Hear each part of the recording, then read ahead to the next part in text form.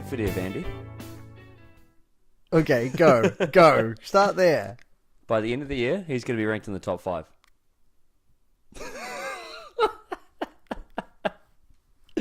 And I wouldn't just throw that out there for no reason. I want to back that up with some Go for it. some data. So, his universal tennis ranking is 6th equal right now with Alexander Zverev. Alexander Zverev, as we know, is a great player, but doesn't perform on the big stage. I think Medvedev is going to show this year that he can. He played very well against Novak. Him and Shapovalov are the only two that really seem to push Novak at the Aussie Open. So, I mean, who else is ahead of him? Marin Cilic, Roger Federer, Juan Martín Del Potro, Rafael Nadal, Novak Djokovic. Pretty good players. Yeah, but how many of those are injured, right? Exactly. So I'm just going to say, well, who knows what Del Potro is going to do and when he's coming back. Federer is going to have a very reduced year. He got to, I think, round of 16 at the Aussie Open. Is that right? So, I mean, he's going to probably drop a little bit unless he really overperforms. And Marin Cilic has got a bit of work to do as well because he went out relatively early in the Aussie Open. Yeah, I think it's a good way to look at it, Gareth. Yeah. Top 5. Wow. His record this year so far is 11-2. And towards the end of last year, when he really started turning it on, he was 14-3. So he's on a run. Wow. And just wins. get on the train. Get on the Medvedev train. Yep. And the reason I even bring this up, of course, is that he had a very good week in, where was he that he won? Sofia, Bulgaria, that's right. So he went through the draw. He only lost one set on the way to the title. Beat some very strong players. Beat Gael Monfils in straight sets. He beat Fucsovics in the final, straight sets. Beat Martin Klizan, straight sets. I mean... Yeah, I thought it was an interesting tournament. A few upsets. First week back after a slam it's ripe for these type of upsets. You know, there might be a seed go through and dominate, but there's always going to be an unseeded player in the final. Kakanov losing to Matteo Berrettini. Who? Yeah, that's an interesting one because I'm a big fan of Kachanov, and I think he's going to have a good year too, but his results have been spotty so far. I mean, Daniel Brands beating your boy Basilashvili.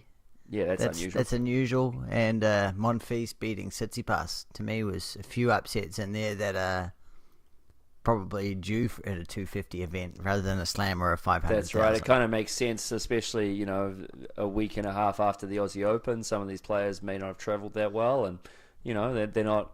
They don't have to produce their A game at a 250. No. And, some of them then going from here to Rotterdam, a 500 event, more cash, bigger prize money, bigger points. That's right. Here we go. We also had Montpellier in the south of France, where we had Songer, showed a bit of form and getting through the draw there. He beat Herbert in the final, so 2 Frenchmen in France. That makes sense. Yeah, what a tournament for Songer. Coming back end of last year from injury, and he's had quite a reduced schedule so far. Yep. And to see what he's able to do, come back and pretty much dominated 250 was great. Absolutely. Played a lot of Frenchmen. Yeah, but Humbert, Simon, Shardy.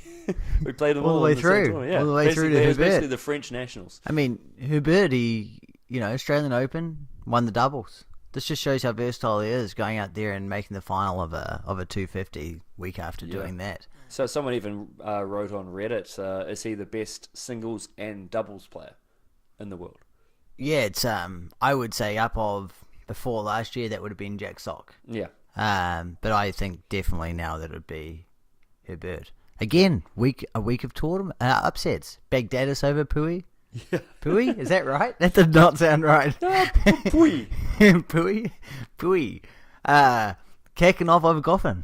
I've been big... Krajinovic over Goffin. I was going to say, yeah. Yeah, I'm a big fan of him. And to see that, I mean, I think Goffin, how small he is and how much he puts his body through, I think that can only last so long, and I think there's going to be a few times he loses early in tournaments this year.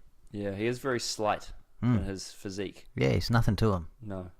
Shapovalov got through Granollers.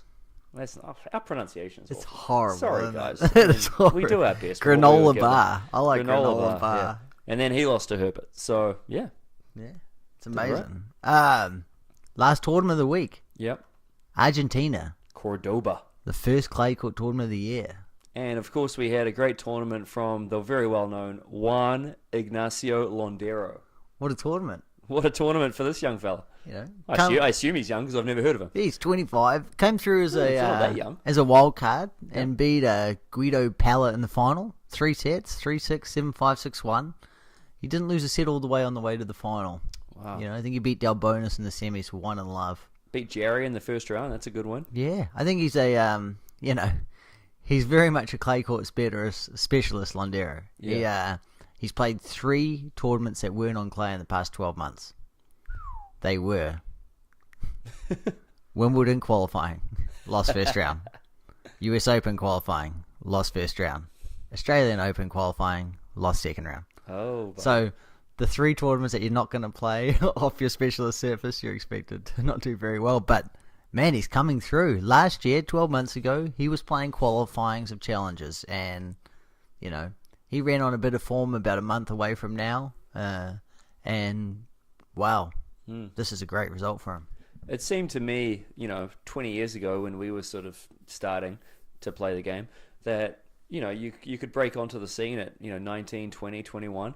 It just doesn't happen anymore. No. This guy's 25 and it's the first time I'm hearing about him. Yeah, exactly. And this is a quick breakthrough the past 12 months, as I said, coming from losing in qualifying of challenges to winning at an ATP event.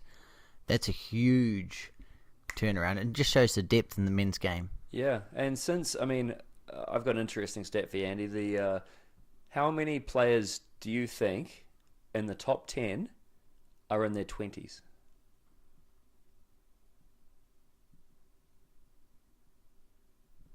Three? Less. Kakanov outside top 10. I was going to say Zverev, Puyol, and Kakanov. Puy and But Kakanov aren't in the just top out, 10. yeah. There's 8 players in the top 10 are in their 30s. In their 30s. Yeah. Wow. I mean, it's mind-blowing. And like we said, we've got this guy who's 25 who's just coming on. We've got, in the development ranks, we've got the college system, which, you can stay until you're 22, 23. But when players aren't coming along until their late 20s now, how are we going to keep those players,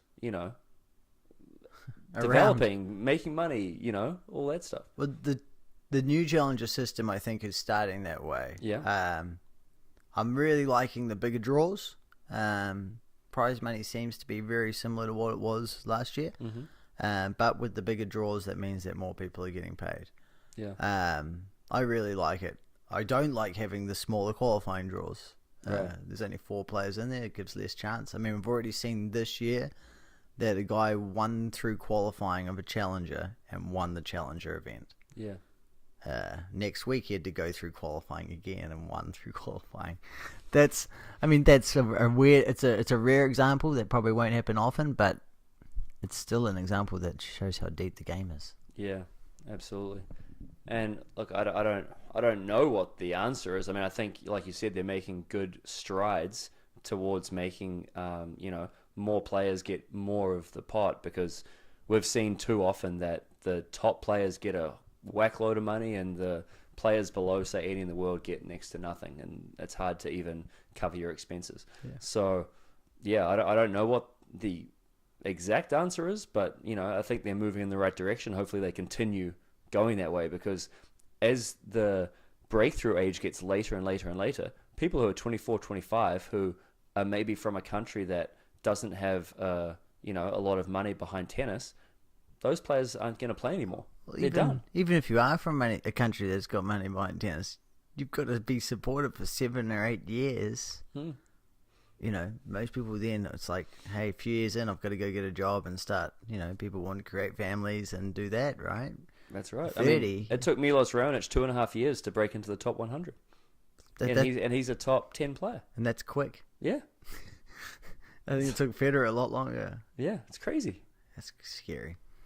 Andy Murray made the news about a week ago, Andy. Yeah. So he's gone back in and had hip surgery, Yes. which is a great move. And I just want to read the headline that I found here on news.com.au. Andy Murray showed a lot of balls to go in for surgery, but he may have revealed a little more than he wanted on Instagram. So, and I'll put this up on the screen now. So the more astute viewers watching those of you that are watching on YouTube, obviously, if you're listening to this, I apologize. Well, actually, no, I don't apologize. No, you really don't want to see this. You're anyway. welcome. Yeah. Yeah. So he's obviously put up a X-ray of his hip and probably not realized where parts of his anatomy lay, and he's shown that to the world. Yeah, he's definitely showing his twig. I say no berries, but you can definitely see a twig there. Definitely see a twig. So good on you, Andy. Yeah, wish you all the best in your recovery, I mate. really like that title. Very ballsy of him to to put it out there. It's something you wouldn't even think of if you can't see it. Is if you're not looking for it, you're not going to see it. But Yep. if you are looking for it, it's there. Canada qualified for the Davis Cup finals. Yeah, at the end of the really year, cool. Which is at the end of the year in Madrid, I believe. And they beat... Who did they beat, Andy? They Come on, beat Slovakia in Bratislava. Yes, So, Kleiser. and we talked about how that could be a bogey matchup.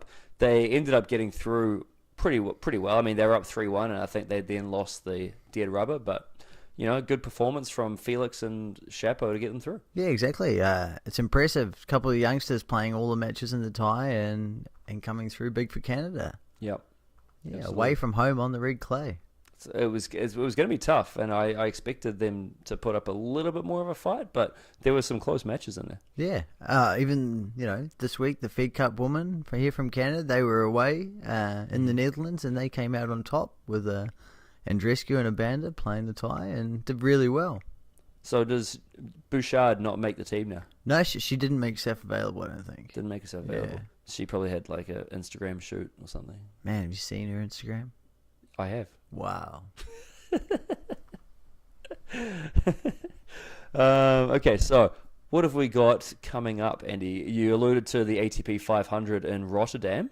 That's probably the biggest event coming up this week, I'd say. Yeah, there's actually 3 events this week. Rotterdam, the 500. You got Nishikori as the top seed. Mm-hmm. He's playing Herbert first round. That's an interesting matchup. Okay. Herbert, as you say, on fire already this year. Yep. And Nishikori, we'll see. Yeah. You've got Berdych versus Chapo, second round possibly. I Okay. think that's a great match, especially how good form Berdych is in. Yeah, that's going to be tough for Chapo. Yeah, he's had a few tough matches like this, first and second rounders against people who are going through and winning the tournaments, right? Yeah, exactly. I think Goffin's going to go out early to Monfils or Tsitsipas. Mm-hmm. I think there's some really good draws this week. Yeah. Medvedev, Kafanov, potential quarter, I like. Yeah, I like you that like too. Medvedev, I I like like Kafanov, top 5. Telling you, you heard it here first. What else? Predictions are only crazy until they come true. That's it. You can spout them off. I like it. New York this week as well. If an American doesn't win the tournament, I'll stop making picks. What? So who's going to win it then? They've got everyone in there. They've got Clan, Isner, Ryan Harrison, Tiafoe second seed. They've all split up through the quarters. Yeah, American or an Australian's got it. I'd like to see Tomic play as in the second round. Yeah, I would too. I Well, it's mean- an indoor hard court, so Yeah, I think those big servers should have it going good, and hopefully the Americans do well. That's my pick anyway. Isner's playing doubles this week with Brandon Evans. I didn't do enough research into this, but I'm pretty sure this is the same Brandon Evans who played like 2006 to 2012 maybe. Really? Like, I don't think he's played a match in 5 or 6 years. Well, I'm interested then. I think he's like works on Wall Street. So, No. yeah. So I don't know. You're going to have to report back next week some more on Brandon Evans. Yeah, it'd be interesting to see what type of shape this guy's in after so long off the circuit. And, I think that's the advantage of being a John Isner. If you're top 10 in the world, you get to say, hey, I want to play with one of my buddies. Fair enough. Good. And I guess there's another one in Argentina this week, Buenos Aires. Hang on, one more. Yep. Hewitt, stop fucking playing.